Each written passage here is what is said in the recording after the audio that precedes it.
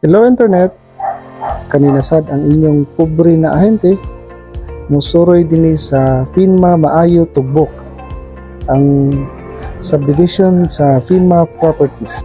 Kung nangita mo housing na barato o tsada ang mga amenity, kani ang bara sa for ta mag-viewing, mangayo sa ta o gate pass para ta makasulod. As we notice, kamulo na og construct ang mga dalan.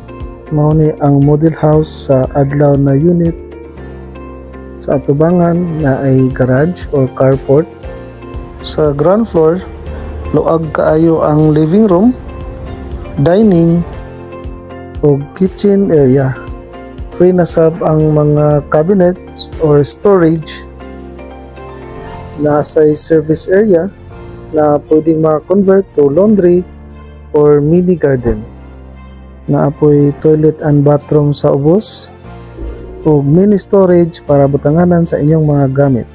Musaka ta sa second floor. Sa first door na ay CR or bathroom.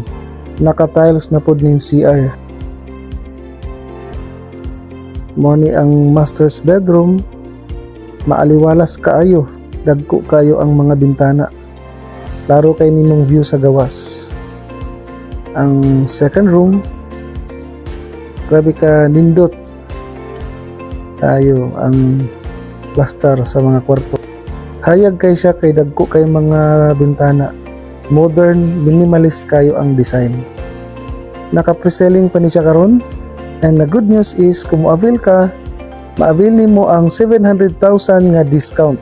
Ayaw na paglangan, kay limited na lang ang units na nabili. Thank you for watching.